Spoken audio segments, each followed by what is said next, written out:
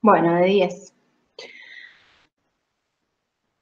Bueno, la unidad correspondiente a lo que es aparato digestivo compone dentro de lo que corresponde a lo que son los sistemas, ¿sí? En realidad nosotros sabemos que lo llamamos aparato y no sistema porque es un conjunto de órganos de diferente tipo histogénico, ¿sí? Cuando tienen diferentes orígenes histogénicos, espérenme un segundo. Cuando tienen diferentes orígenes histogénicos, o sea, de diferentes tipos de tejidos, van a llamarse aparatos, y cuando están compuestos por diferentes órganos que tienen la misma, digamos, tipo de tejido, se denomina sistema. ¿Sí? Por eso, cuando hablamos de aparato digestivo, hablamos de aparato y no de sistema propiamente dicho. Como en toda unidad es importante conocer la importancia de estudiar el aparato digestivo, ¿sí? Siempre trato de hacerles este hincapié, no solamente de conocer la parte anatomofisiológica y demás del aparato digestivo en sí, sino cuál es la importancia odontoestomatológica para poder aplicarlo y qué aspectos del aparato digestivo son aplicables en nuestra profesión. En primer lugar, como sabemos, el aparato digestivo está compuesto por diferentes órganos, dentro de los cuales está el sistema estomatognático. El sistema estomatognático, que compone dentro de su contenido la cavidad bucal, sabemos que es el receptáculo por el cual nosotros vamos a ingerir e ingresar cualquier tipo de alimento y bebida a el aparato digestivo. Entonces, nuestro terreno odontológico es el primero en entrar en contacto con los alimentos. Y tiene en ese terreno diferentes funciones, diferentes jugos digestivos, diferentes fluidos que van a contribuir a la digestión y a la formación del bolo alimenticio. Nosotros a nivel de la cavidad bucal lo que vamos a tener son los movimientos de la apertura para recibir el alimento, vamos a tener el cierre, vamos a tener los diferentes movimientos de la masticación, vamos a tener un fluido que es la saliva que va a contribuir para lubricar y formar el bolo alimenticio. Vamos a tener el movimiento de la deglución del alimento. Entonces, en ese sentido, el aparato digestivo toma importancia a nivel odontológico porque nosotros, la cavidad bucal, es la principal en formar el bolo alimenticio que luego va a ser digerido en el resto del aparato digestivo. Por otro lado, también tenemos que tener en cuenta que cuando nosotros estudiemos, seguramente vean el año que viene la parte de fármaco, van a ver que todos los fármacos que son incorporados por vía oral pasan a través del aparato digestivo, por lo tanto tenemos que conocer aspectos básicos de cómo atraviesa tanto los medicamentos como los alimentos, los diferentes segmentos del aparato, cómo son metabolizados los fármacos, cómo son digeridos y cómo son eliminados del organismo. Por lo tanto, es importante conocer el funcionamiento básico del tubo digestivo, sobre todo porque nosotros, la gran mayoría de las medicaciones que le vamos a suministrar a nuestros pacientes en la práctica diaria va a ser vía oral, ¿sí? Y por otro lado es importante también estudiarlo por el hecho de que en diferentes órganos del aparato digestivo hay participación en otros procesos fisiológicos que ya hemos estudiado, que también son de importancia clínica, como por ejemplo a nivel del estómago hay ciertas sustancias, digamos, que participan en la absorción de la vitamina B12, que sabemos que está implicada en la maduración de los eritrocitos, y a nivel de lo que es la flora intestinal está la formación y síntesis de la vitamina K, que sabíamos que participaba en todo lo que es la síntesis de los factores de coagulación K dependientes. Entonces, en este pequeño resumen e introducción de lo que les conté sobre el aparato digestivo, podemos ver cuán importante es, y a medida que lo vayamos desarrollando también esto se va a ir ampliando. Esto solamente es como nombrar algunos aspectos para que sepamos por qué lo estudiamos y cuál es la importancia clínica del mismo. Nosotros cuando estudiamos el aparato digestivo lo hemos visto prácticamente desde la primaria a cuáles son los órganos que lo componen y demás, a grandes rasgos tenemos una idea. Ahora lo que tenemos que estudiar es bien su anatomía y su fisiología para poder entender todo lo que yo les estaba contando. Y debemos entender que el aparato digestivo en sí es como un tubo, es un tubo totalmente continuo que empieza en la boca y finaliza a nivel del ano. Es totalmente continuo, no hay ningún tipo de pérdida de continuidad, no hay ningún lugar dentro del sistema que haya una fuga de algún tipo de alimento, ¿sí? Es un sistema continuo, es un tubo continuo desde la boca hasta el ano, que este tubo puede tener diferentes diámetros y dilataciones, haciendo las diferentes estructuras y órganos que componen el aparato digestivo, ¿sí? Ese tubo comienza en la boca, luego se continúa en lo que sabemos que es el esófago, luego sufre una dilatación a nivel del estómago y luego otra vez una constricción a nivel de lo que es el duodeno y todo el aparato intestinal, tanto delgado como grueso, ¿sí? A nivel de los intestinos sabemos que tiene una serie de recorrido tortuoso, ¿sí? Y para finalizar en el recto y en el ano, ¿sí? Pero lo que quiero que les quede claro es que es una estructura tubular continua desde la boca hasta el ano que no tiene ningún, digamos, pérdida de continuidad en ninguna zona. Y a este tubo, que es el famoso tubo digestivo, este tubo hueco, lo acompañan estructuras anexas y complementarias que son estructuras sólidas. Estas estructuras y órganos sólidos son aquellos que van a complementar la actividad del tubo digestivo, y estas estructuras son las famosas glándulas salivales, es el páncreas, es el hígado. Hay estructuras especializadas en forma también de bolsita, que es la vesícula biliar.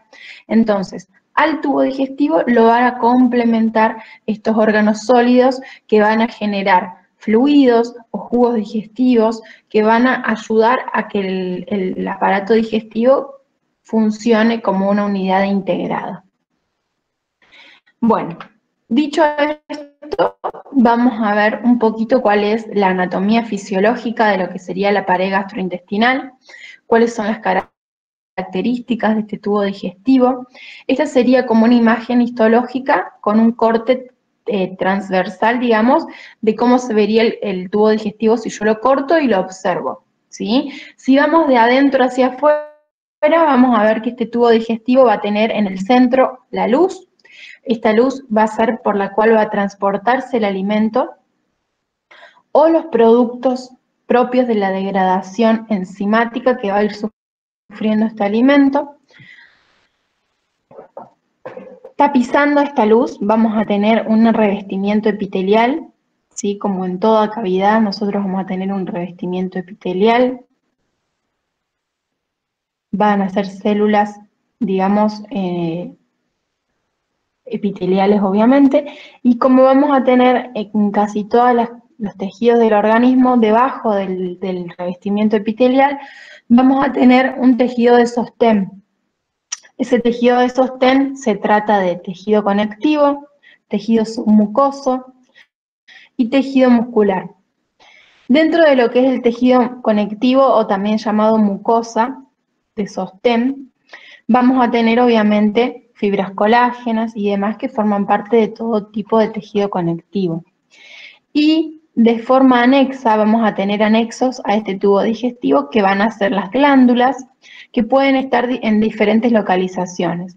Las glándulas pueden ser mucosas, o sea, muy cercanas a la mucosa gástrica interna, o pueden ser glándulas submucosas que van a estar inmersas en la profundidad de la submucosa de sostén, ¿sí? Estas glándulas lo que van a hacer es tener funciones que son funciones complementarias de secreción de diferentes sustancias. Pueden ser sustancias lubricantes del tubo digestivo, pueden ser sustancias que complementen la actividad enzimática. Entonces, estas van a ser complementarias a esta actividad, ¿sí? Pero son pequeñas glándulas que forman parte de la pared del tubo digestivo. Distinto es los órganos digamos que les nombré recién, que también tienen actividad complementaria, pero esta actúan más a nivel local. Dentro de la profundidad de la submucosa, nosotros vamos a tener dos tipos de estructuras muy importantes que van a regular la actividad motriz, sobre todo del tubo digestivo, y van a ser el tejido muscular y los plexos nerviosos. Dentro de lo que es el tejido muscular, nosotros vamos a tener que se dispone en dos planos del espacio. Uno de forma circular, que es este, que rodea a la luz del tubo digestivo a modo de anillo, ¿sí? Que va a ser el que va a generar sobre todo las actividades de constricción para promover el desplazamiento del alimento a través del tubo digestivo. Y alrededor de este músculo circular, un músculo longitudinal, que es como que al hacer un corte transversal lo vamos a ver de esta manera. O sea que se dispone a lo largo del tubo digestivo. Y dentro de lo que es esta especialización muscular, vamos a tener plexos nerviosos, que son principalmente dos. El plexo nervioso de Meissner y el plexo nervioso que va a estar a nivel más periférico, que es el mientérico, ¿sí? Ahora vamos a ver bien cuáles son las funciones de cada uno. Rodeando toda esta estructura del tubo vamos a tener el mesenterio, ¿sí? Que es una estructura, digamos, a modo de membrana que rodea absolutamente todo el tubo digestivo, a modo de protección y sostén. ¿Está claro? Entonces esa es la estructura básica del tubo digestivo.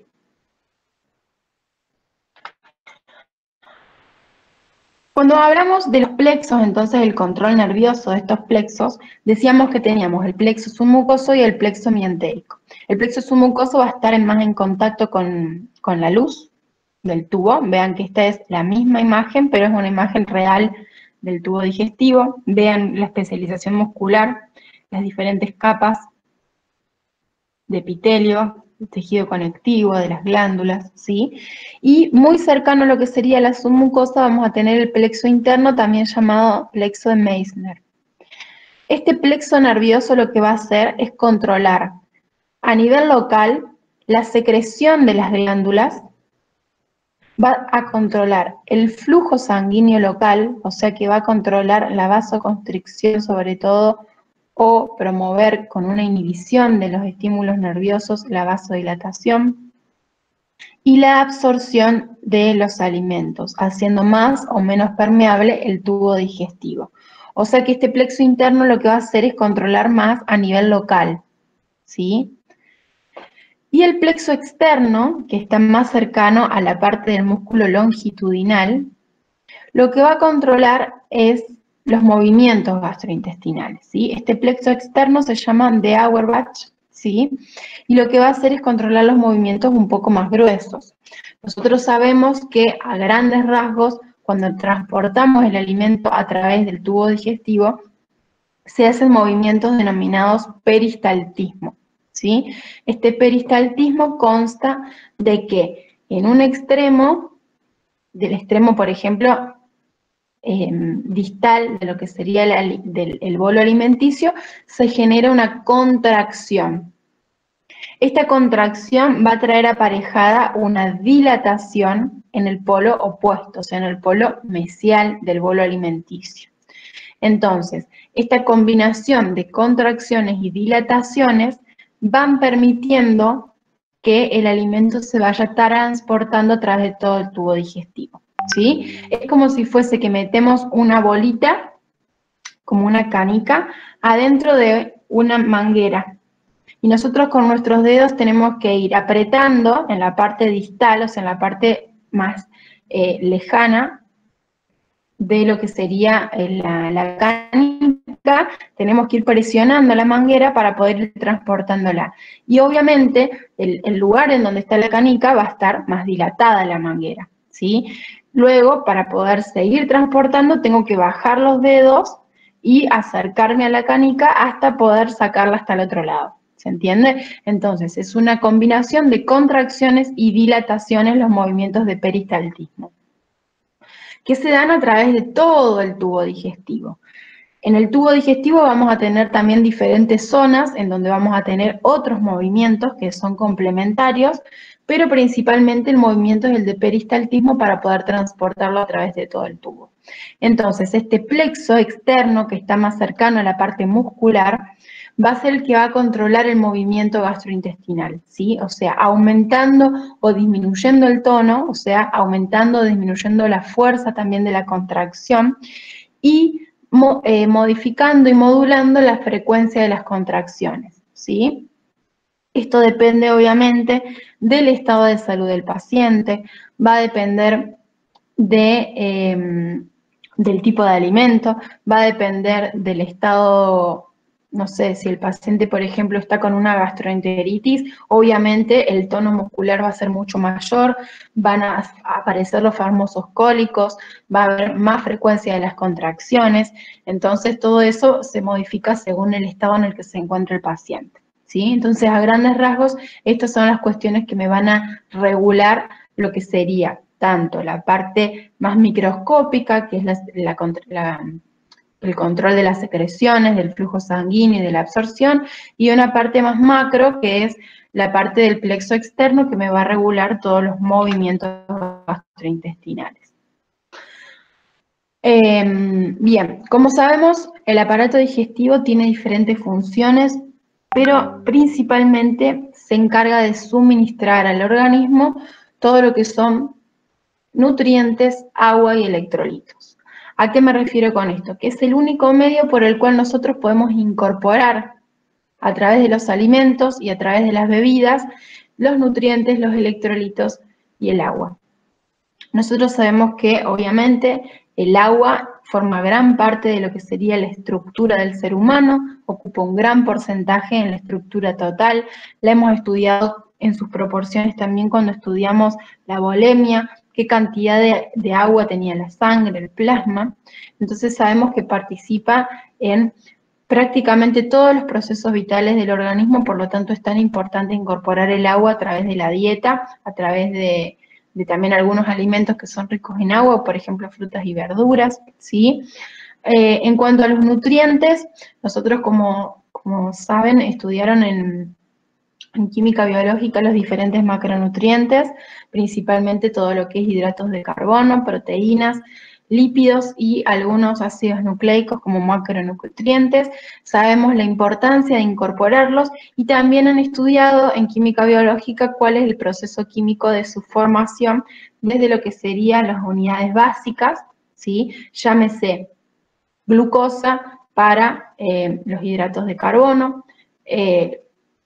aminoácidos para lo que serían las proteínas, ácidos grasos libres y glicerol para lo que serían los lípidos, ¿sí? Sabemos que cada uno tiene su unidad mínima, y obviamente todo lo que son las vitaminas, que también son muy importantes, que no son generadas en el organismo, sino que sí o sí tienen que ser incorporadas a través de la dieta o a través de algún medio externo.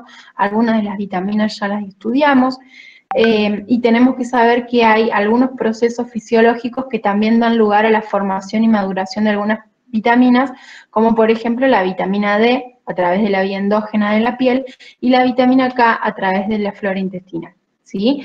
Entonces es importante que conozcamos que el aparato digestivo, aparte de proveernos de todos los nutrientes, nos provee de las vitaminas que también son necesarias.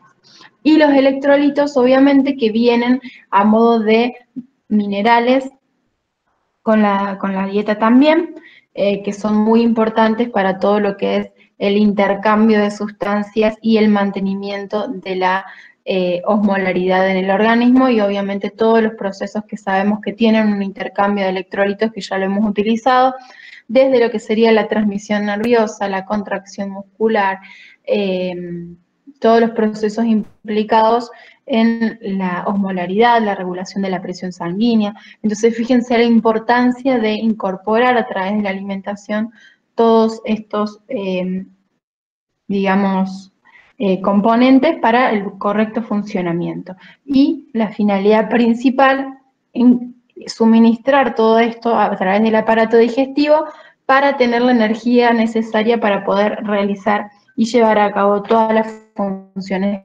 vitales.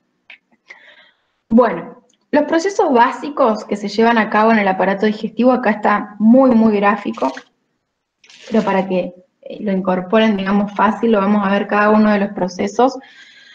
Una vez que nosotros incorporamos los alimentos son incorporados de forma macroscópica y en sus nutrientes como una macromolécula, ¿sí? Nosotros vamos a incorporar los hidratos de carbono, las proteínas, los lípidos, y en el caso de consumir productos animales vamos a incorporar también ácidos nucleicos, todo en forma macro, ¿sí? Pero para poder ser absorbido, los alimentos tienen que estar en su forma más simple, ¿sí? Tienen que ser ultraprocesados para obtener de los hidratos de carbono directamente glucosa, fructosas, maltosas, ¿sí? Desde las proteínas, obviamente obtener la unidad mínima de las proteínas, que son los aminoácidos, y de las grasas obtener la unidad mínima, que son los ácidos grasos libres y el glicerol. Para poder obtener eso, que es en realidad el producto que va a ser absorbido, vamos a tener que pasar por un proceso, ¿sí? Proceso básico de digestión, que es la digestión propiamente dicha, que se trata de la degradación de estos productos hasta obtener el producto mínimo. Para eso, el alimento tiene que ser incorporado y tiene que ser transportado a través de todo el tubo digestivo, y en diferentes segmentos del tubo digestivo vamos a tener jugos digestivos o enzimas digestivas que van a ser las que van a atacar esta macromolécula y para tener un producto final que va a ser la unidad básica de cada una de estas macronutrientes. Una vez que obtenemos esta unidad básica, va a ser absorbido generalmente en su mayoría a nivel de lo que sería el intestino delgado. Todo lo que es nutriente, la gran mayoría se absorbe en intestino delgado. Otros componentes como fármacos, alcohol y demás pueden ser absorbidos en diferentes sitios del tubo digestivo, pero los nutrientes son absorbidos a nivel del intestino delgado. Por eso acá yo les hice como un dibujito como si fuese el yeyuno, ¿sí? Como si fuesen las vellosidades propias del intestino delgado.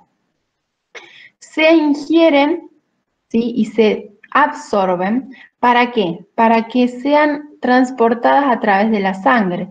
Nosotros sabemos que inmediatamente por debajo de las vellosidades propias del intestino delgado vamos a tener una gran irrigación. Entonces lo que es absorbido a este nivel pasa directamente al torrente sanguíneo para poder satisfacer todas las demandas energéticas del organismo, ¿sí? Esos son los procesos básicos del aparato digestivo. Cuando nosotros estudiamos esto, yo les hice una división para que lo podamos estudiar de forma más dinámica y que sea un poco más entendible. Ustedes quizá en la bibliografía y en los libros no lo van a encontrar así dividido, pero para que lo podamos entender y lo podamos integrar bien, y que no nos olvidemos de ningún paso en esta digestión, vamos a estudiar este aparato digestivo y cada uno de los segmentos, ya sea cavidad bucal, esófago, estómago, intestino y demás, con sus respectivos movimientos, con su respectiva digestión, absorción, si hay o no jugo digestivo a ese nivel y cuáles son las enzimas u hormonas secretadas a ese nivel, ¿sí? Entonces, de la boca vamos a ver qué movimientos hay en la boca, si hay digestión o no de los nutrientes, si se absorben o no nutrientes o no en la boca, qué jugo digestivo hay y qué enzimas u hormonas son las que son liberadas. Y así en cada uno de los segmentos, así no nos olvidamos de ningún detalle. ¿Estamos?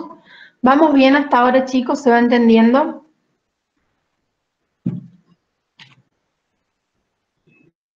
Sí, profe.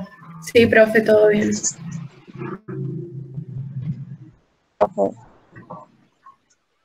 Bien.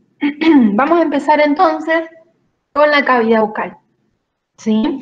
Nosotros la cavidad bucal vamos a estudiar primero sus movimientos, ¿sí? Yo se los voy a ir nombrando, estaría bueno que ustedes después hagan un repasito de todos los movimientos que ya vimos, sobre todo la parte de la masticación, los ciclos masticatorios, cómo esto está integrado, ¿sí?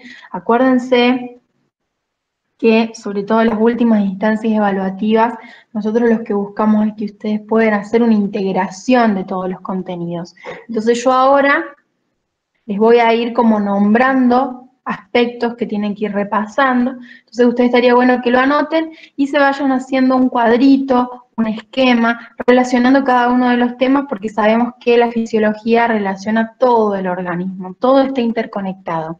Si bien nosotros, como les dije al principio, lo dividimos, todo está interconectado y cuando ustedes llegan a las últimas instancias, cada vez vamos a tener más conexiones porque ya vamos a tener más contenidos aprendidos, ¿sí?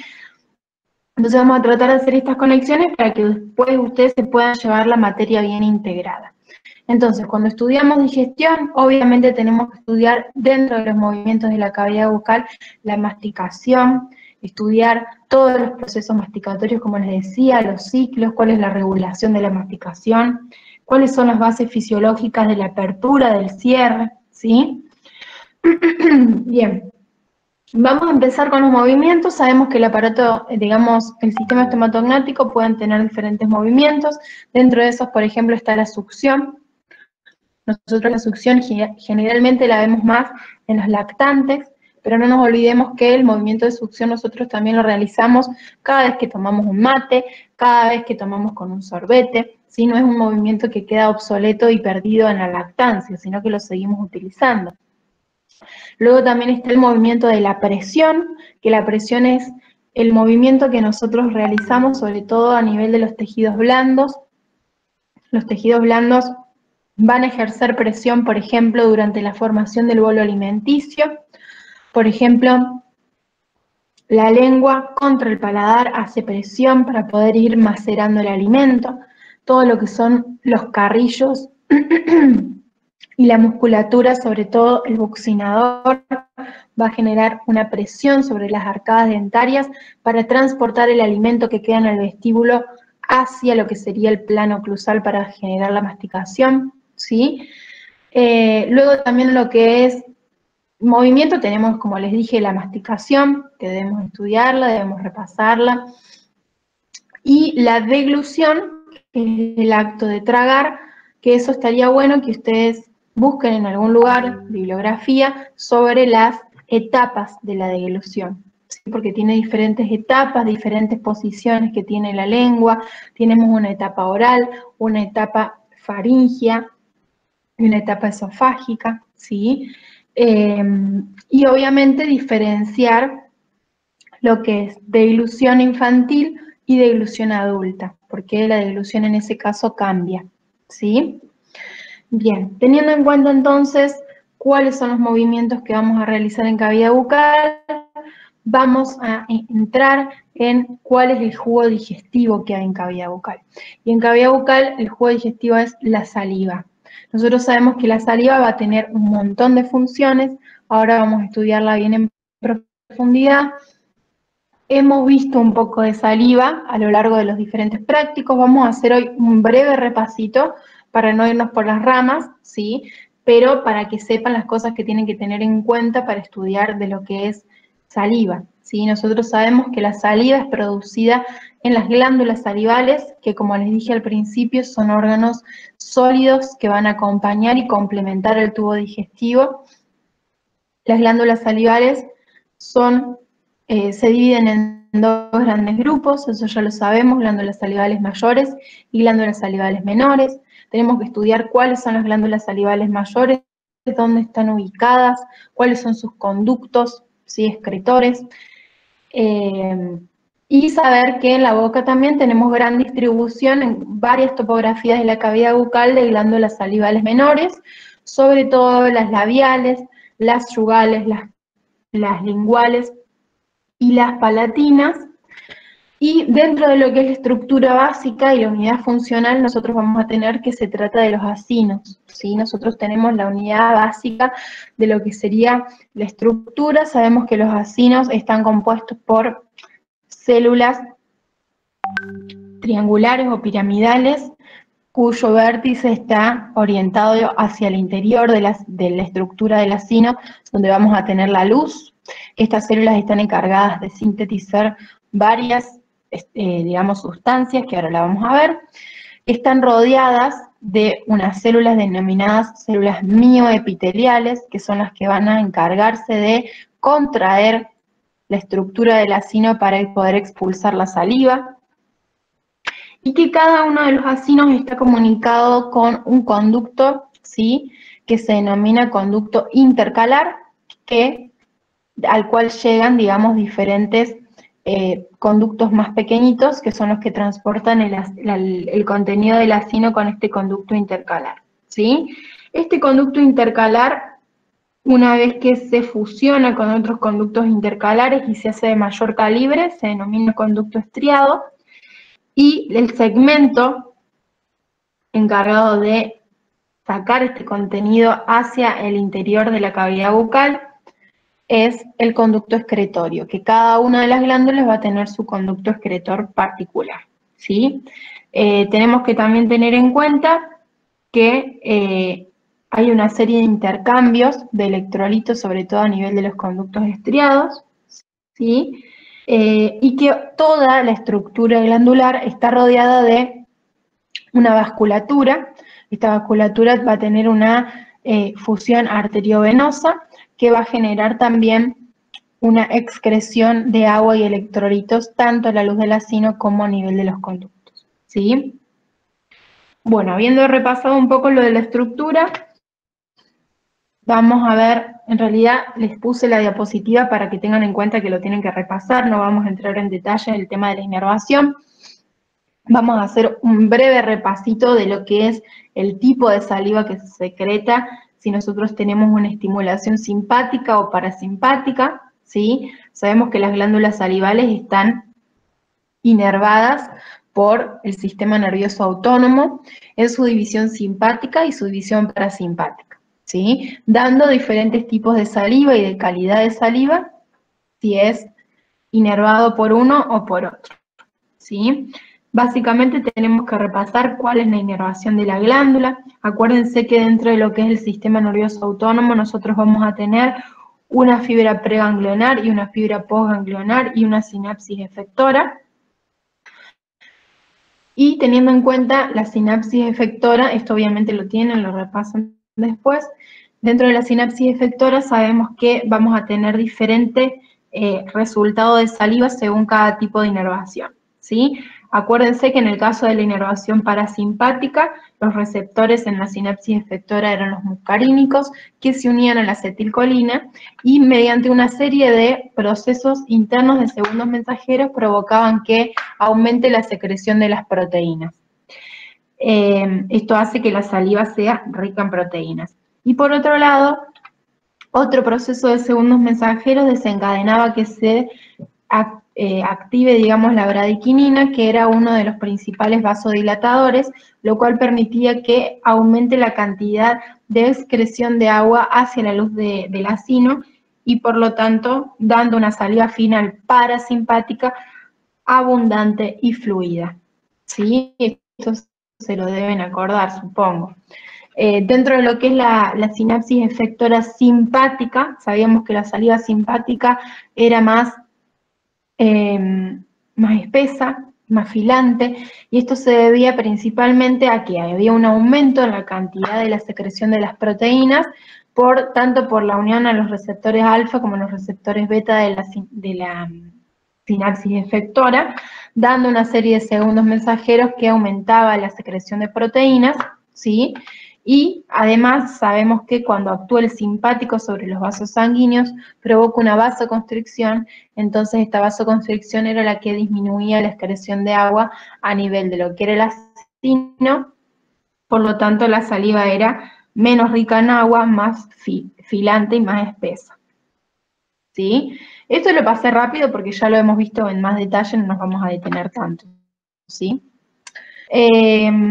Quiero ver si tengo, paren que no, me parece que había un link que yo tenía acá, y si no debe estar más adelante. No, bueno. Bien, vamos a ver las características de la saliva. Vamos a verlo bien en detalle, ¿sí? Nosotros sabemos que dentro de los componentes de la saliva tenemos un 99% de agua, ¿sí? Por lo tanto, además de ser modificada por el tipo de inervación que va a recibir, va a estar también condicionada por la cantidad de agua que yo consuma. ¿Sí? Obviamente, si yo soy una persona que consumo el agua necesaria, que dicen que por promedio de persona adulta es de 2 litros, voy a tener un buen caudal de saliva. Ahora, si yo no tomo agua, obviamente no puedo esperar que la saliva sea de una cantidad normal, porque obviamente no tengo de dónde sacarla. Dentro de ese contenido de agua, el resto, que es el 1%, va a estar compuesto sobre todo por electrolitos, por gases sueltos y por diferentes sustancias que son todas las que están ahí arriba. ¿Sí? Dentro de lo que son los gases sueltos, o en realidad que están disueltos en la saliva, tenemos el oxígeno, tenemos el nitrógeno y tenemos el dióxido de carbono. Y dentro de lo que serían los electrolitos, principalmente vamos a tener peróxido de hidrógeno, vamos a tener también bicarbonatos, que son los que van a formar parte de la función buffer o tampón o regulación del pH. Vamos a tener sodio, vamos a tener potasio, cloro y también vamos a tener calcio y fósforo, que son muy importantes para la función de remineralización del esmalte y el intercambio que hay entre la saliva y la estructura de hidroxiapatita, para ir regulando la estructura según el pH, obviamente, de mi saliva. Eso ya lo saben bien de química, ¿sí?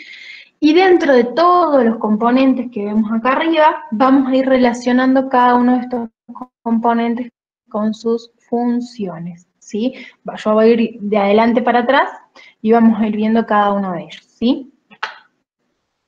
Dentro de lo que nosotros tenemos de las funciones de la saliva, se dice que la saliva tiene una función humidificante y de lubricación. Esto lo que ayuda es a la formación del bolo alimenticio si es que nos encontramos en una actividad alimentaria, y también es importante que esté húmeda y lubricada para poder promover todas las actividades motrices de la boca, ¿sí? Ya sea hablar, deglutir, pronunciar palabras, ¿sí? Nosotros obviamente si tenemos la boca seca va a ser mucho más difícil la pronunciación de las palabras, por eso también acá dentro de las funciones está la fonoarticulación, que es la producción y por la pronunciación normal de las palabras. Para que esto funcione tiene que estar húmeda y lubricada la boca. Aparte, para promover la integridad de las mucosas, tiene que estar húmeda. Una mucosa reseca va a tener complicaciones, ¿sí? Entonces, obviamente vamos a necesitar que esté húmeda y lubricada. Para eso nosotros vamos a tener principalmente el agua, ¿sí? Y vamos a tener diferentes mucinas, diferentes prolinas, ¿sí? Que van a contribuir a la humidificación y lubricación de la boca, ¿sí?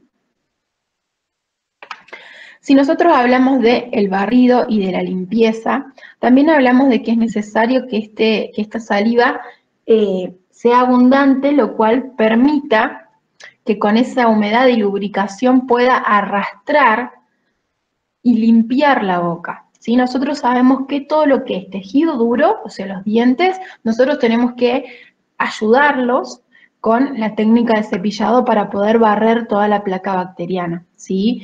Obviamente la actividad motriz de la boca, los movimientos de los labios y la presión de los carrillos sobre los elementos dentarios no bastan para poder eliminar la placa bacteriana, pero sí para hacer un barrido de los tejidos blandos, ¿sí? Esos movimientos pueden llegar a ayudar para eliminar bacterias, eliminar detritus celulares, restos alimenticios, ¿sí? Entonces la saliva contribuye a eso. Y también sabemos, y si hacemos una conexión con lo que estudiamos en la parte del sistema inmune innato, ese barrido y limpieza también ayudaba para barrer diferentes cantidades de microorganismos para generar, digamos, una limpieza y mediante la deglución también eliminar también microorganismos, porque sabemos que cuando deglutimos los microorganismos que están en la boca, muchas veces con el mismo ácido del estómago son eliminados. Entonces forma parte también este barrido y limpieza de la autoclisis que tiene la boca de protección innata. Dentro de que es la función detoxificante de la saliva, nosotros vamos a tener diferentes sustancias y dentro de esas tenemos la urea y diferentes enzimas que son, digamos, eliminadas. ¿Qué significa detoxificante? Que nosotros a través de la saliva podemos eliminar diferentes sustancias tóxicas o innecesarias a nivel de, el organismo. Puede ser un medio para eliminar estas sustancias. Dentro de eso, por ejemplo, tenemos la urea, porque puede ser eliminada a través de la saliva. ¿Qué otra cosa? A ver. Función de buffer, ¿sí? Y para la función de buffer vamos a tener la participación de los diferentes bicarbonatos, sobre todo, ¿sí?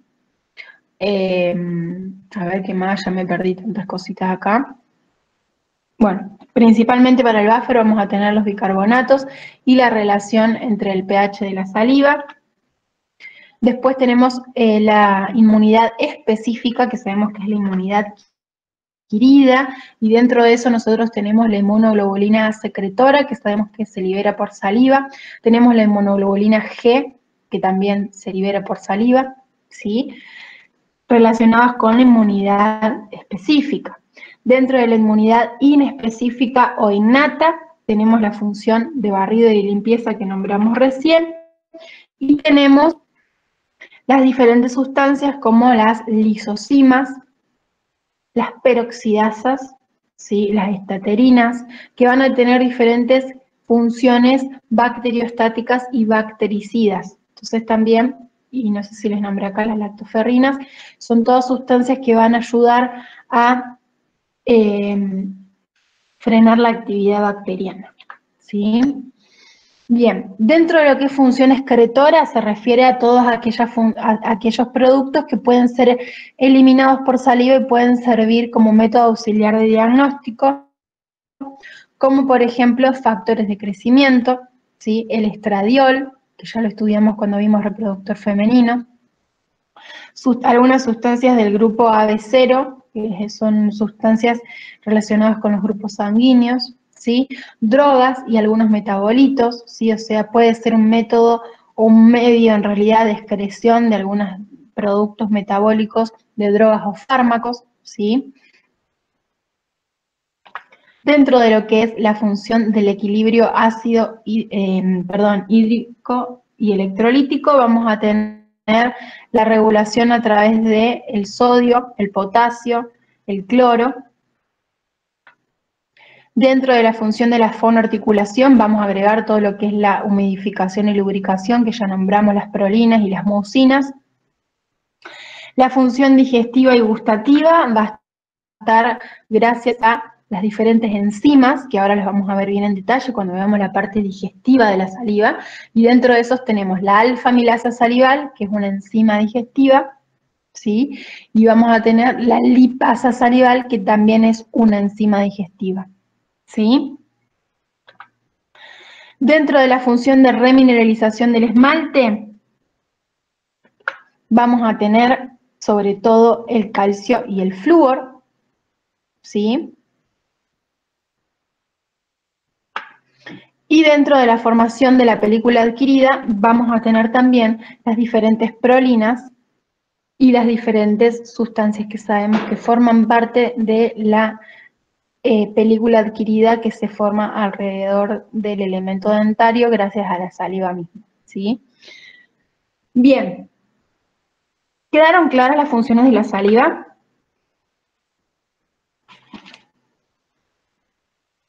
Sí, profe.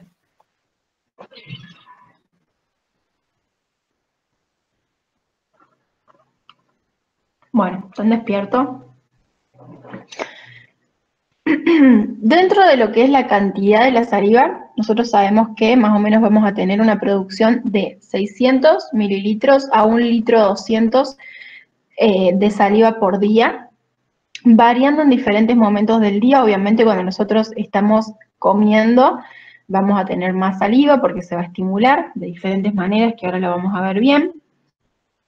Y durante el sueño obviamente va a bajar un montón la cantidad de saliva. Y dentro de lo que son las funciones, digamos, como utilizar la saliva como un método un método de diagnóstico, así como sacar sangre es un método de diagnóstico. A veces se toman pruebas de saliva, que por ejemplo son para el monitoreo de hormonas, porque sabíamos que el cortisol, el estradiol también son eliminados por saliva. Algunos fármacos también, productos metabólicos de los fármacos, son eliminados por saliva. Entonces, este puede ser utilizado como método diagnóstico auxiliar, para nada invasivo, porque la muestra de saliva se toma solamente poniendo, digamos, saliva en un tubito de ensayo, no hay que sacar sangre ni nada, no es invasivo, y sirve mucho. Vamos a hacer un paréntesis, ahora que estamos hablando de los métodos diagnósticos, que me acordé. Ustedes van a tener, así como tuvieron en la primera etapa del año, todo lo que es el WebQuest relacionado con tabaco y alcohol. El WebQuest de la segunda mitad del año va a ser relacionado con lo que es saliva y sistema estomatognático, ¿sí? No se olviden que eso es una actividad obligatoria.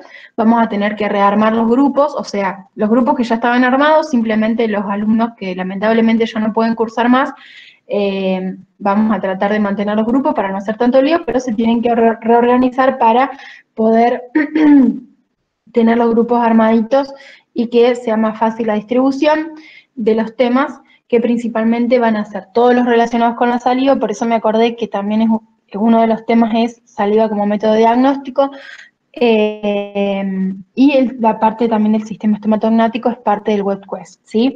Yo igualmente, llegada la fecha, se los voy a recordar, les vamos a dar todo el instructivo y todo para que tengan todos los datos necesarios, ¿sí? Bien, dentro de lo que es el pH de la saliva, sabemos que tiene un pH de 6,5 a 7,4, o sea que mantiene un pH dentro de todo neutro, ¿sí? Que puede ir variando según, digamos, sobre todo la ingesta de diferentes alimentos. Sabemos que sobre todo la ingesta de azúcares e hidratos de carbono produce una acidificación de la boca, y esa acidificación también tenía impacto sobre el intercambio y remineralización o desmineralización del esmalte, ¿sí? Entonces eso tengan en cuenta que lo tienen que ir repasando de química. Bien.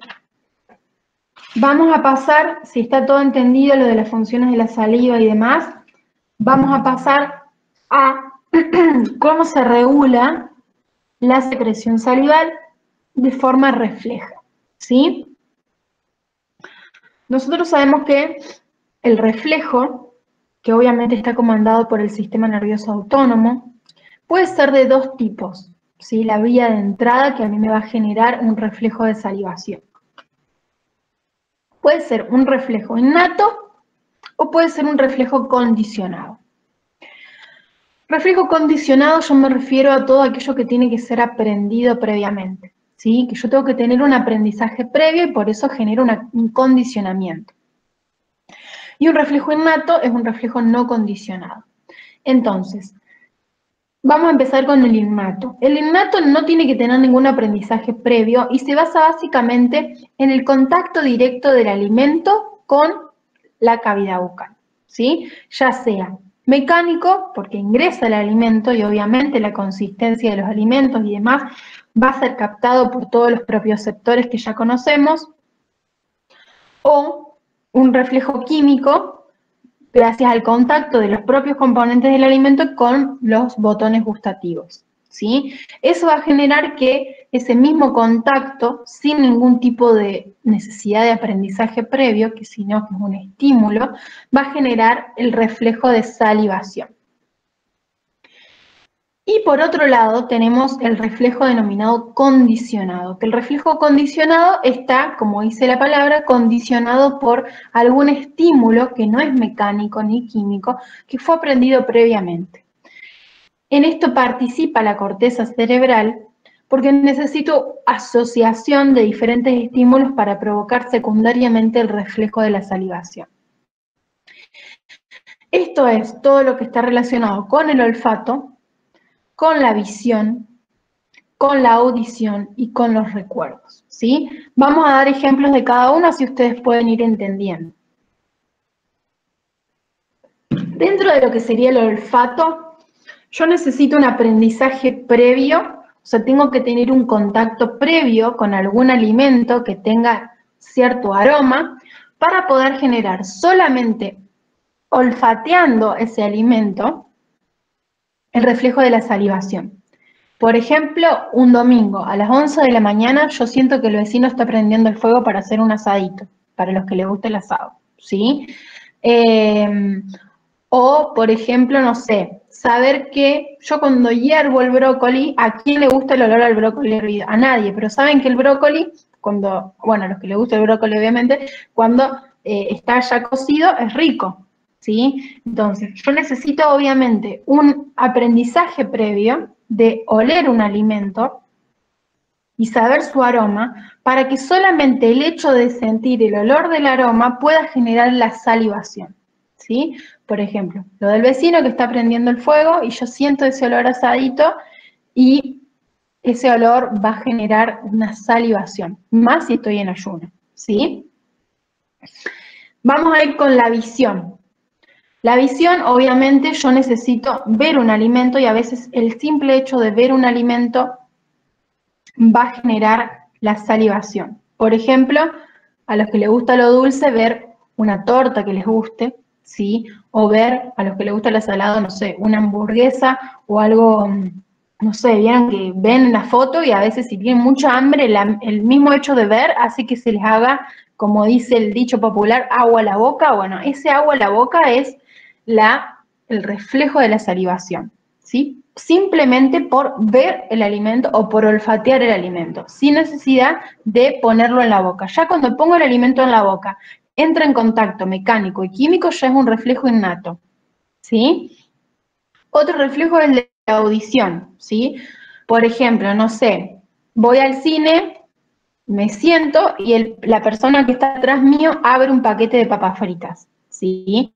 Yo sé que cuando el sonido que tiene el paquete de papas fritas abierto, ¿sí? Y quizá no me alcanzó la plata para comprarme nada en el market del cine, entonces estoy muerto de hambre y encima me encantan las papas fritas y siento el ruidito de las papas fritas y voy a, con ese mismo sonido, generar a veces el reflejo de la salivación. Y lo mismo los recuerdos, ¿sí? Muchas veces, no sé, pensar en alguna comida que me gusta, recordar, no sé, que las mejores milanesas que en el mundo son las de mi mamá, o pensar que el mejor guiso que probé es el de mi abuela, o pensar que el mejor asado es el de mi papá, ese recuerdo de pensar la comida puede generar la salivación, ¿sí? Pero obviamente tiene que estar aprendido previamente, ¿sí? Porque si yo, no sé, por primera vez veo un turrón de Quaker, no sé si ustedes vieron el turrón de Quaker, ese que es con las galletitas y el Quaker, el chocolate. Si yo lo veo por primera vez y nunca lo probé, no es un postre que diga, uy, qué lindo que se ve, porque no es un postre que se ve hermoso, ¿sí? Pero es un postre que si yo lo pruebo y sé que es rico y que me gusta, cuando yo vea un turrón de Quaker la próxima vez, quizás se me llene de saliva la boca, ¿sí? Pero porque yo ya lo vi y lo probé, entonces la próxima vez que lo vea voy a saber que es rico. Pero yo la primera vez que veo un turrón de Quaker y nunca lo probé y no me dan ganas de probarlo porque no tiene muy lindo aspecto, ¿sí? Todo eso son entonces aprendizajes previos y condicionados que me van a generar el reflejo de la salivación, ¿sí? Todo esto fue estudiado por un psicólogo denominado Pavlov. Pavlov hizo este estudio de cómo se generaba la salivación por la visión, por la audición o por el simple hecho de recordar, ¿sí? Y lo hizo con una prueba con unos perritos, ¿sí? ¿Cómo hizo la prueba? Primero se estudió el reflejo innato, ¿sí? Se estudió sin ningún tipo de condicionamiento previo. Antes de condicionar al animal, se fijaba que el animal, cuando se lo estimulaba, por ejemplo, con un pedazo de carne, se le ponía la carne en la boca, por supuesto, y ese estímulo mecánico y químico de la carne generaba la salivación, ¿sí? Estamos hablando de algo innato, antes de condicionar al animal a un aprendizaje previo. Luego también se le colocó un estímulo auditivo que era una campanita y obviamente si el animal no tenía idea de lo que era la campanita, no generaba salivación al solo escuchar la campanita. Entonces se le generó un condicionamiento relacionando el sonido de la campanita con la carne. Para eso se dio de forma simultánea y por un tiempo determinado y repetido, la campanita se hacía el sonido y se le daba la carne. Se hacía el sonido de la campanita y se le daba la carne. Obviamente, al principio, cuando el reflejo no está condicionado, yo voy a agarrar, digamos, le voy a dar la carne y por un proceso del sabor y el estímulo mecánico va a salivar, pero se le relacionaba, se le tocaba la campanita y se le daba la carne, se le tocaba la campanita y se le daba la carne. Entonces, luego del condicionamiento, los animalitos escuchaban solamente el sonido de la campanita y se generaba la salivación, ¿sí? Sin la carne. Después, obviamente, se le daba la carne, pero solamente por escuchar el estímulo auditivo se le generaba la salivación. Este es el proceso de condicionamiento. Y lo estudió este psicólogo denominado Pavlov para explicar, digamos, el fundamento del por qué se generaba este estímulo, digamos, condicionado, ¿sí? A mí me pasa, por ejemplo, que a mi perra yo le digo a comer y ya de escuchar la palabra a comer se le cae la baba, ¿sí? No es que yo no hice la prueba como Pablo con la perra, sino que muchas veces uno le dice a comer, le da la comida, le dice a comer, le da la comida, ya escucha a comer y obviamente sabe que va a comer. Entonces empieza el proceso de salivación, ¿sí? Bueno, ¿quedó claro el proceso de condicionamiento? Sí, profe. Sí, profe, perfecto. Bien. Sí, profe. En cuanto a las vías nerviosas que atraviesa este proceso de reflejo, vamos a tener dos grandes diferencias. Nosotros sabemos que para generar un reflejo hacia las glándulas salivales a través de la estimulación del núcleo salivar superior y el inferior, que ya lo hemos estudiado cuando vimos la inervación de las glándulas, vamos a tener un par de vías, digamos, a nivel superior, digamos, que van a ser las que me van a generar el estímulo, ¿sí? El estímulo principal, si estamos hablando de un reflejo no condicionado e innato, va a ser gustativo y mecánico. Esto va a tocar con los receptores, tanto los mecanorreceptores, los propioceptores y demás, van a desencadenarse vías aferentes que van a procesarse en troncoencéfalo para dar la respuesta final, que es el estímulo de la salivación.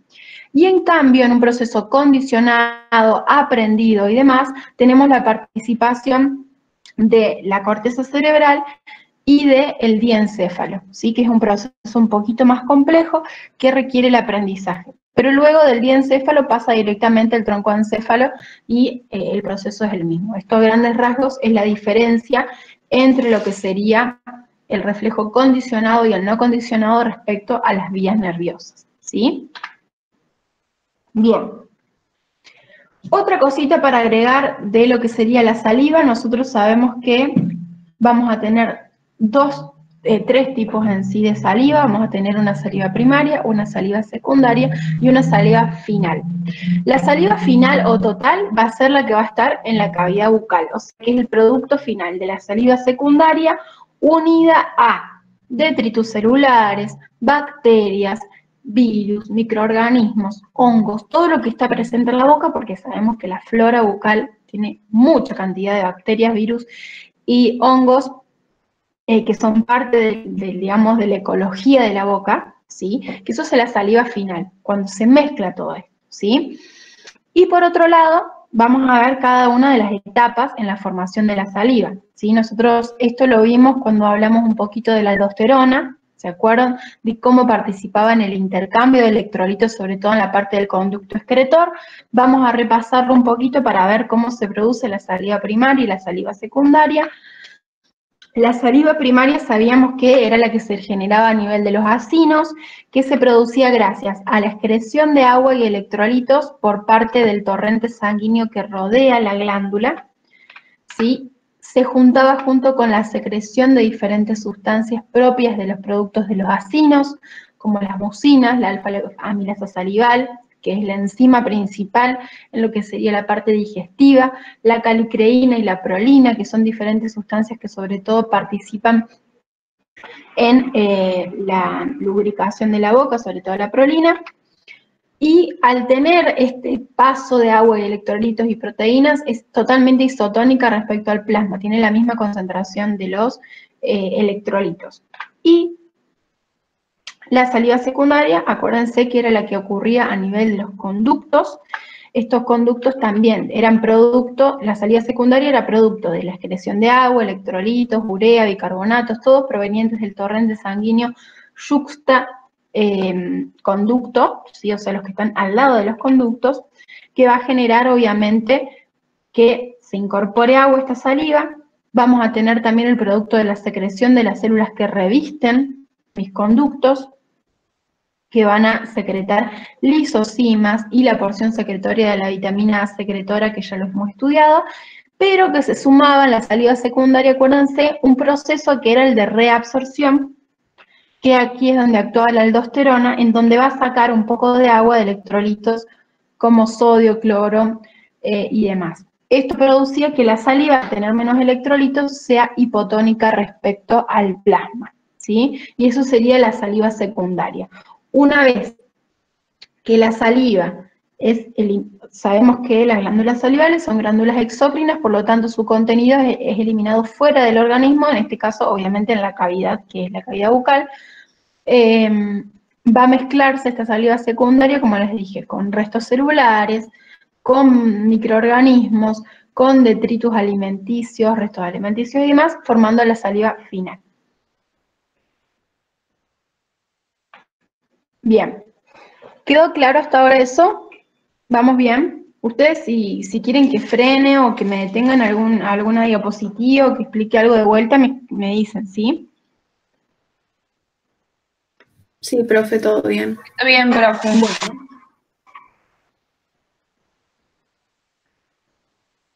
Genial. Bueno, vamos a pasar ahora a la digestión y a la absorción en la cavidad bucal, ¿sí? En cuanto a lo que sería la digestión, ahora lo vamos a ver bien en detalle, se dice que es parcial de hidratos de carbono y escasa de lípidos. Esto depende mucho del tiempo que yo tenga el alimento en la boca, de la cantidad de ciclos masticatorios que yo realice, ¿sí? Por eso se dice que es tan importante que se cumpla la cantidad de masticar el alimento tantas veces y tener el alimento tanto tiempo necesario en la boca para que pueda entrar en contacto con estas enzimas, ¿sí? Porque si yo directamente prácticamente no mastico, trago medio entero, no va a estar en contacto el alimento con estas enzimas. Entonces, esta digestión parcial de hidratos de carbono y escasa de lípidos prácticamente no se va a poder dar. Ahora vamos a ver bien las enzimas que actúan.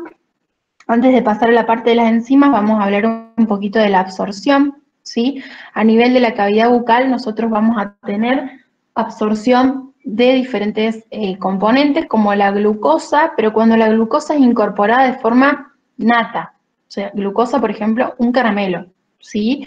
O cloruro de sodio, que es la sal, y diferentes medicamentos. La absorción a nivel de la cavidad bucal se va a dar en el piso de la boca y parte de la cara ventral de la lengua, porque sabemos que ahí tenemos gran desarrollo de la vasculatura, vamos a ver y evidenciar las arterias y venas raninas a nivel de lo que es la cara ventral de la lengua, y como la mucosa que reviste el piso de boca es tan finita, es muy apta para la absorción de ciertas sustancias, ¿sí? Por eso, por ejemplo, hay pacientes cuando se les baja la presión que les dan un caramelito o que les ponen sal abajo de la lengua, ¿sí? Porque son métodos de absorción de algunas sustancias muy rápido, ¿sí? Y también fármacos, que ustedes ya lo van a ver bien el año que viene en fármacos, que los fármacos son, algunos son de administración sublingual, sin ir más lejos, uno de los fármacos que son muy utilizados en la odontología, que es la droga, es el ketorolac. También tiene administración sublingual, que es un analgésico, ¿sí? Y bueno, más de uno seguramente se ha puesto una pastillita abajo de la lengua para, no sé, para el dolor de cabeza o por algún motivo. Sabemos que es una vía de administración de fármacos, entonces es importante conocerlo, ¿sí? Bien, vamos a ver la digestión. ¿Hay digestión o no hay digestión? Como les dije, la digestión depende de la cantidad del tiempo que esté presente el alimento en la boca. En cuanto a la digestión en la cavidad bucal, dijimos que era parcial de hidratos de carbono y escasa de lípidos. Las dos enzimas digestivas que hay en boca son la alfa-amilasa salival y la lipasa salival, que actúan sobre los hidratos y sobre los lípidos respectivamente, ¿sí? Dentro de lo que es la alfa-amilasa salival, lo que hace es actuar sobre el almidón, rompiendo los enlaces por medio de hidrólisis 1 y 4 alfa del almidón. ¿Sí? Por eso se dice que es parcial, no es que me va a dar glucosa libre ni ningún componente pequeño de la glucosa libre, sino que va a ser parcial. ¿Por qué? Porque me va a dar maltosas y maltotriosas, ¿sí? Que son estructuras más pequeñas. Se rompen entonces en boca el enlace 1 y 4 del almidón, alfa del almidón. Este es el resultado final, por eso se dice que es parcial, no voy a tener glucosa suelta. Y en cuanto a los lípidos, esto es un poco más difícil porque depende también de la cantidad de tiempo que esté en la boca. Es la lipasa salival que actúa sobre los triglicéridos y en el caso de que llegue a actuar, da ácidos grasos libres y 1,2 acilglicerol, ¿sí? Ese es el tipo de digestión que hay en la boca. Vamos a pasar ahora al esófago. Es la segunda parte y el segundo segmento del tubo digestivo por el cual atraviesa el alimento. Básicamente el esófago no va a tener muchas funciones digestivas, no va a tener funciones de absorción, no va a tener funciones de digestión, simplemente va a tener la función de movimiento. El movimiento que se va a dar en el esófago es el peristaltismo y no tiene más funciones, sino es transportar el alimento desde la boca hacia el estómago, ¿sí? El movimiento va a ser, como les dije, muy similar al de transportar una canica en una manguera. Ahí tienen el GIF al costadito para que puedan ver el movimiento. Fíjense cómo hay una contracción en la parte distal del bolo y una dilatación en la parte, en la zona de avance propia del peristaltismo, pero muchas más funciones no tiene, ¿sí? Sí está dotado de receptores térmicos y de receptores mecánicos, es por eso que, por ejemplo, nosotros podemos captar si un alimento está muy, muy caliente, que sentimos que se nos quema todo el cañito, bueno, es porque el esófago tiene receptores térmicos, y también, qué sé yo, por ahí pasa que no alcanzamos a masticar bien un alimento, lo tragamos medio entero y queda como doliendo, no sé, a veces cuando tragamos algún comprimido que sentimos que nos quedó trabado, porque se irritan en realidad los receptores mecánicos del esófago. Eso tiene una función más que nada protectora, ¿sí? Para avisarnos que está muy caliente o que está muy grande el alimento o que nos tragamos la pastilla casi entera. Entonces eso hace que obviamente sea una función como de protección y alarma para el organismo, pero más que esas funciones de transportar el alimento y de tener receptores térmicos y mecánicos, no tiene, ¿sí? Bien. Quiero ver cómo estamos de hora. Bueno. Falta desarrollar todo lo que es estómago, intestino delgado e intestino grueso. Díganme cómo están, si quieren que sigamos con estómago, hacemos un cortecito y vemos intestino, o si quieren que cortemos ahora 15 minutitos y hacemos todo un tirón estómago y demás.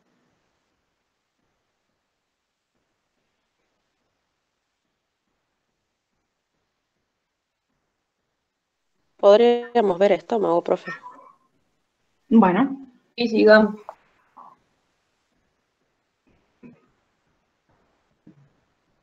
Bueno, vamos a hacer entonces estómago y después seguimos con el intestino y finalizamos, ¿sí?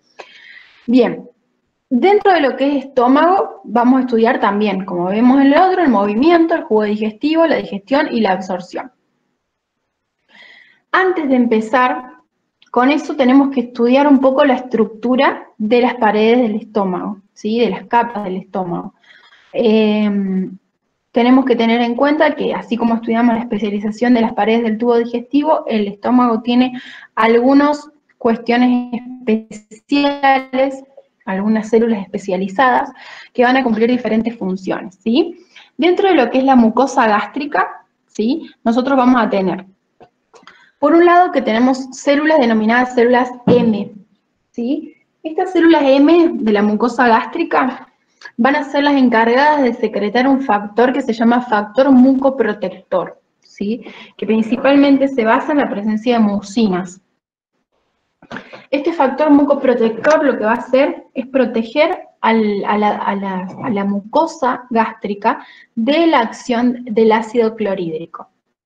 ¿Sí? Sabemos que el pH del estómago es un pH ácido, ¿sí? Y que principalmente la función que tienen las células M es que este factor mucoprotector proteja la mucosa gástrica del ácido clorhídrico. Ustedes, no sé si les ha pasado alguna vez que han tomado un ibuprofeno o han tomado algún analgésico y les da acidez, o han conocido a alguien que ha tomado, digamos, algún analgésico tipo ibuprofeno, Migral y demás, y dicen que, digamos, en criollo, que les hace pelota el estómago. Bueno, si les ha pasado a ustedes o a algún familiar, esto ocurre porque dentro de las acciones del ibuprofeno o de los AINES, en realidad, que son los analgésicos no esteroideos, tienen una de las funciones que generan un tipo de inhibición en las células M del estómago. ¿Sí? Tienen un efecto secundario sobre las células que generan el factor mucoprotector. Entonces, esto me disminuye la cantidad de factor mucoprotector, por lo tanto, el ácido clorhídrico obviamente va a afectar mucho más la mucosa. Por eso mismo es que por ahí uno lo que hace es tomar un protector gástrico, un omeprazol o algo de eso cuando tomamos un analgésico que nos hace mal.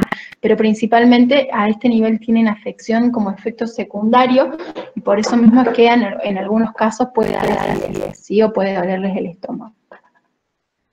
Después tenemos las células O, que son las células oxínticas o células parietales, que son las que se encargan de secretar el ácido clorhídrico, ¿sí? Y otra cosa muy importante que yo les nombré al principio, que estas células O son las encargadas de generar y sintetizar el famoso factor intrínseco de Castle. Este factor intrínseco de Castle es un producto de las células que permite la absorción de la vitamina B12, ¿sí? O sea, tiene que secretarse para que cuando se incorpora la vitamina B12 pueda ser absorbida a nivel del duodeno. Yo les voy a ayudar un poquito. La vitamina B12, para que empiecen a hacer las conexiones que les dije que hay que hacer, era la que era necesaria para la maduración final de los glóbulos rojos, de los eritrocitos, ¿sí? Entonces, si yo tengo afectado el factor intrínseco de Castle, ya sea porque tengo problemas gástricos, porque tengo gastritis crónica, o porque tengo algún problema a nivel de la mucosa gástrica que no me permita secretar este factor, voy a tener un déficit en la absorción de la vitamina B12, ¿sí? Y dentro de lo que hemos estudiado, se podría producir por un déficit la famosa anemia perniciosa, ¿sí? Entonces eso lo tenemos que tener en cuenta, por eso le digo que importante es conocer cada una de las funciones del aparato digestivo porque puede tener secundariamente una implicancia. Yo quiero que ustedes salgan bien formados y tengan una visión integral de lo que es el organismo. Yo si, por ejemplo, tengo un paciente el día de mañana que es anémico, ¿qué preguntas tengo que hacerle? ¿Sí? Todas las preguntas que yo tengo que hacerles tienen que tener un fundamento, sobre todo fisiológico, ¿sí? Entonces, ¿es anémico? Bueno, puede ser por 1000 motivos anémico, pero uno puede ser por gastritis crónicas, por problemas estomacales, ¿sí? ¿Por qué? Porque tenemos el factor intrínseco de Castle, perdón, voy a salir un segundo para, creo que un compañero se quiso unir. A ver.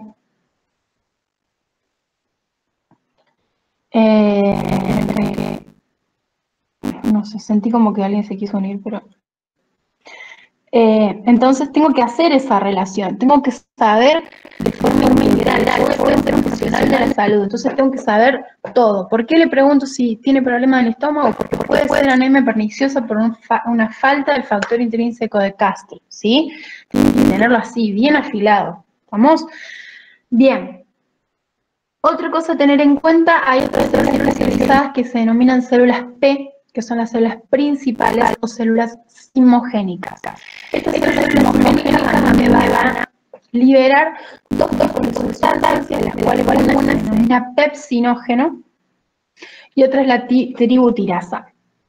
El pepsinógeno, como ustedes saben, todo lo que tienen ógeno o simógeno, son sustancias, digamos, inactivas, ¿sí? Son como proenzimas o sustancias que no necesitan de una enzima para hacer actividades funcionales. Esos son los famosos simógenos, ¿sí?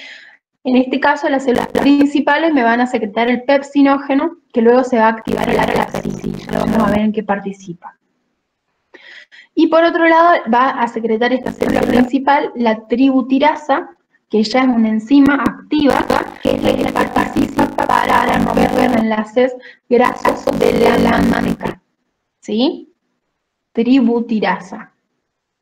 Si quieren tener una mnemotecnia, manteca en inglés es butter, ¿sí? Entonces tributirasa, ¿sí? Acuérdense en ese segmento que se parece mucho la palabra. Tributirasa actúa sobre los lípidos de la manteca. Y por último tenemos las células G, que son las células de la gastrina, que es una sustancia que va a actuar para participar en lo que es el vaciamiento gástrico. Ahora ya lo vamos a ver bien, qué es el vaciamiento gástrico, cómo se promueve, cómo se inhibe, ¿sí? Entonces, estas son principalmente las células que van a estar dentro de la mucosa gástrica. Paren que tengo que ir acá. Bien. Esas son las características entonces de la mucosa. Vamos a hablar un poquito de lo que es el movimiento que se genera en el estómago. Así como en la boca se generaban un montón, el movimiento que va a haber en la boca, en el estómago, es el peristaltismo, que es el movimiento que ya les conté, y además el movimiento de mezcla, ¿sí? como se lavar la ropa. ¿Por qué ocurre este movimiento de mezcla? Nosotros cuando generamos la ingestión de un alimento, ¿sí? Uno de los, digamos, de los estímulos del ingreso del alimento va a generar, obviamente, como ustedes saben, que es el sistema nervioso parasimpático. El parasimpático, acuérdense que era el que dominaba durante la alimentación y durante el sueño, ¿sí? Dentro de la alimentación sabíamos que promovía todos los movimientos, ¿sí? Promovía los movimientos y estimulaba los movimientos gastrointestinales. El peristaltismo entonces es un movimiento continuo, que va desde la boca hasta el ano para poder transportar todo el alimento. El movimiento de mezcla se da porque este movimiento de peristaltismo se ve limitado por dos esfínteres, ¿sí? Entonces, vamos a hacer de cuenta que viene el movimiento del peristaltismo del tubo digestivo, no sé si se ve, si no voy a poner el punterito, viene el alimento a través de todo el tubo digestivo, pasa al estómago, ¿sí? Pero para que este estómago tiene que abrirse un esfínter que hay a nivel del estómago y del esófago, que se llama cardias. Se llama cardias porque está muy cerquita del corazón, ¿sí? Pasa el alimento al interior y se ve limitado por otro esfínter, que es el píloro, ¿sí? Entonces, están los dos esfínteres cerrados, pero sigue el movimiento peristaltico. Entonces, al estar frenado por dos esfínteres, este movimiento peristaltico sigue, hay contracciones, dilataciones, pero el esfínter no se puede seguir el alimento. Entonces esto es el que va a generar el movimiento de mezcla, como si fuese un lavarropa, ¿sí? Y ahí es donde se van a mezclar todos los nutrientes y los alimentos con los jugos digestivos. ¿Estamos? Bien. Quiero sacar esto porque no puedo apretar los cositos. Bien. Vamos a ver ahora el jugo digestivo, obviamente es el jugo gástrico, que ahora vamos a ver qué compone, que tiene el jugo gástrico, y vamos a ver si hay digestión o no de los nutrientes, ¿sí? Esto es muy importante que lo recuerden y lo graben a rajatabla. El único nutriente que va a ser digerido a nivel del estómago y solamente parcialmente van a ser las proteínas. No hay digestión de hidratos carbono, no hay digestión de lípidos, solamente proteínas parcial, ¿sí? Ahora vamos a ver bien cuál es la enzima que actúa. Y en cuanto a la absorción, hay absorción de alcohol y de medicamentos. No hay absorción de nutrientes a nivel del estómago, ¿sí? Absorción, ustedes ya lo vieron cuando vieron en el web de alcoholismo. Habíamos hablado que uno de los sitios donde se generaba la absorción del alcohol, por eso también se agarra rápido, era a nivel del estómago, ¿sí? Cuando el alcohol entra en el estómago, se absorbe, ¿sí? Y por otro lado, los medicamentos, hay muchos medicamentos que pueden ser absorbidos en la pared gástrica. No hay absorción de nutrientes, ¿sí? Bien. Vamos a ver ahora la digestión. En el estómago solamente hay digestión de proteínas. Para la digestión de proteínas sobre la estructura actúa una enzima que se llama pepsina, ¿sí? Como les dije, las células P, vamos a ver de dónde surge esta pepsina. Las células P de la fosa gástrica eran las que secretaban el zimógeno, que era el pepsinógeno, que era una proenzima, no es activa, y para activarse este pepsinógeno, cuando entra en contacto con el ácido hídrico del estómago, se activa a pepsina, ¿sí? Entonces, células P en la fosa gástrica secretan pepsinógeno, entra en contacto este pepsinógeno con el ácido hídrico y se activa a pepsina. ¿Estamos? Esta pepsina actúa sobre las proteínas y actúa pero de forma parcial, que me va a dar un grado final de aminoácidos. ¿Sí? Esto lo vamos a obtener más adelante. En el estómago vamos a obtener peptonas, albumosas y proteosas, ¿sí? Que son productos intermedios, son péptidos más pequeños, pero no alcanzan a ser aminoácidos, ¿sí? Entonces, en el estómago, digestión parcial de proteínas, la pepsina, dando peptosas, albumosas y proteosas. Bien. A ver si no sé cómo citas para ir volviendo y no sabía bien de Bien. Bueno, esto es lo que yo les contaba de los esfínteres. Fíjense, acá está el cardio y el inodoro. ¿Sí? Fíjense cómo cuando ingresa el alimento, a ver, voy a ponerlo de vuelta, así se ve bien. Ingresa el alimento, se cierra el cardio, se cierra el cloro y el movimiento peristáltico debe ser limitado por estos esfínteres que generan la mezcla y el vaciamiento gástrico. ¿Sí? El vaciamiento gástrico es producido una vez que el alimento ya ha contacto suficiente con el ácido hídrico y la pepsina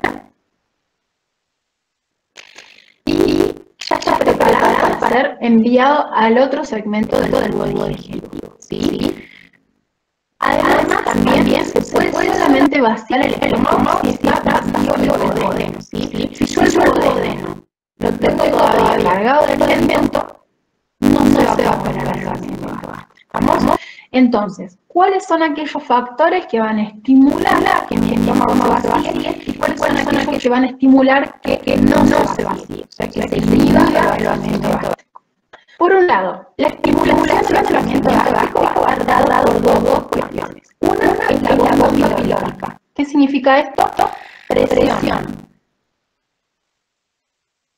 del quimo con la bomba pilórica. Antes de seguir, vamos a aclarar que el volumen alimenticio es el quimo y el líquido, ¿sí? Nosotros cuando ponemos un alimento, una vez que lo incorporamos, va a adquirir diferentes nombres dependiendo del producto que vamos obteniendo, ¿sí? Cuando está en la boca, el alimento pasa a ser bolo alimenticio.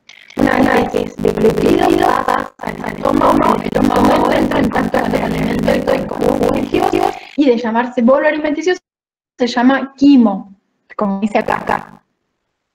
¿Sí? Ese producto se llama quimo. Y cuando pasa a la parte del intestino, cambia de nombre de quimo a quilo. No lo coloco acá, solamente cambia aquí, en vez de quimo, quilo. ¿Sí? Esos son los diferentes nombres que va adquiriendo el organismo para que pase por el tubo digestivo. Entonces, se me va a estimular cuando este quimo va a estar acá,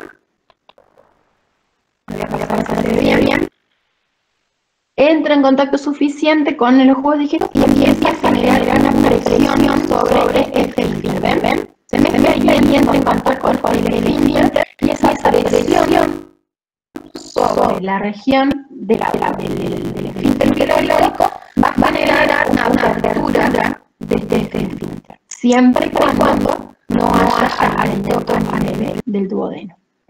Y por otro lado, sabían que la CG de la mucosa gástrica que vimos recién secreta la gastrina. ¿Sí? La gastrina tiene un hormón. ¿Por qué? Porque pasa desde la célula G al sangre, de la sangre al piloro. O sea, las células dianas de esta gastrina son las células pilóricas.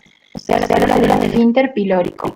Cuando actúa la gastrina, secretada por la G, van a dilatar y relajar el esfínter pilórico permitiendo que el alimento vaya del estómago al duodeno. Esas son principalmente las cuestiones que van a estimular el vaciamiento gástrico.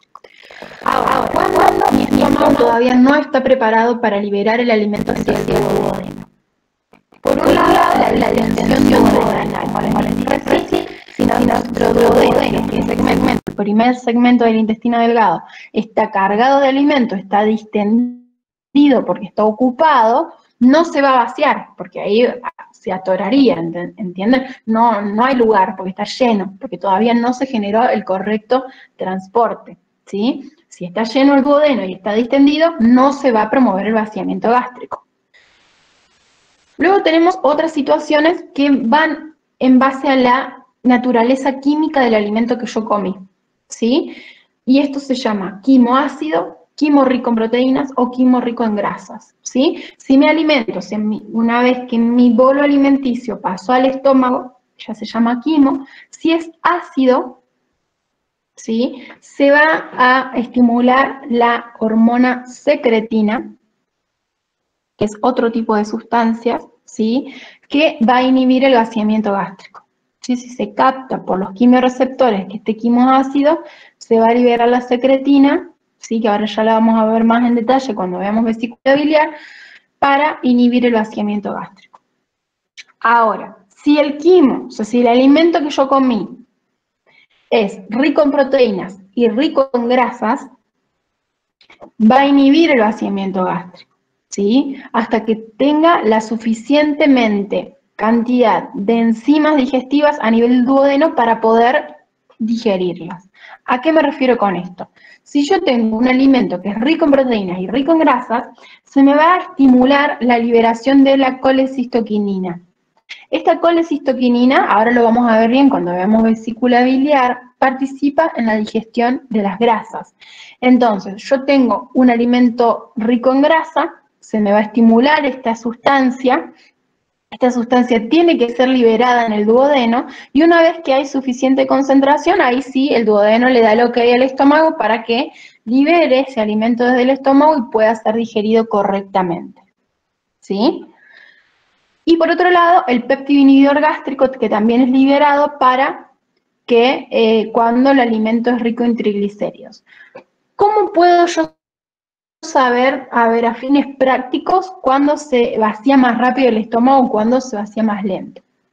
Por ejemplo, ustedes, no sé, comen una ensalada de lechuga y tomate con un bifecito de pescado, o para el que es vegetariano, con una milanesita de soja o solamente la ensalada, ¿sí? Al ratito, a las 2 horas, 1 hora, van a tener hambre, ¿sí? Va a generarse el aumento del apetito. ¿Por qué? Porque ese alimento, al no tener muchas proteínas, no tener mucha fibra y no tener muchas grasas, ¿sí? Va a digerirse mucho más rápido. Por lo tanto, el vaciamiento gástrico de ese tipo de alimentos es al toque.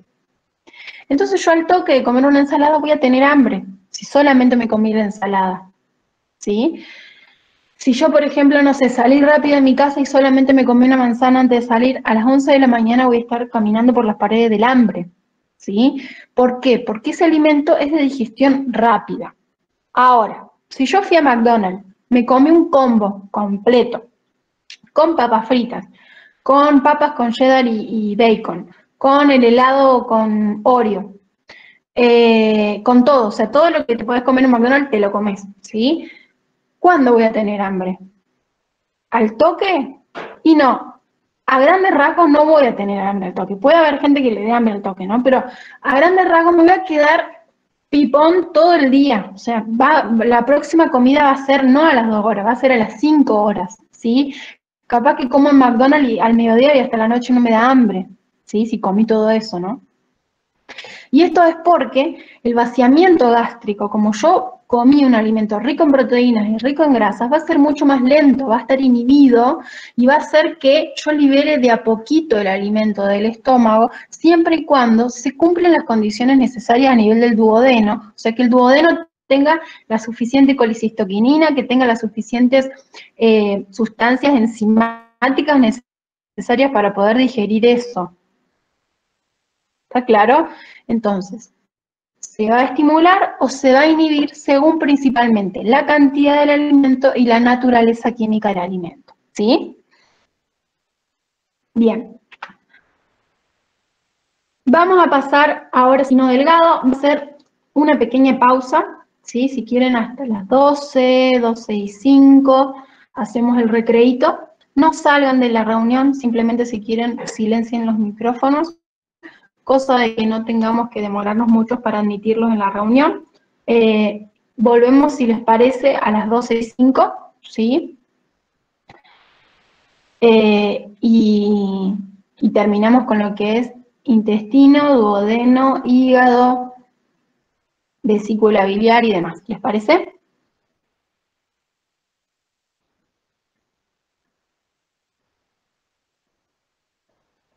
Bien. Bueno, entonces volvemos a las 12:05, ¿sí? Se los pongo acá, así les queda el horario. Y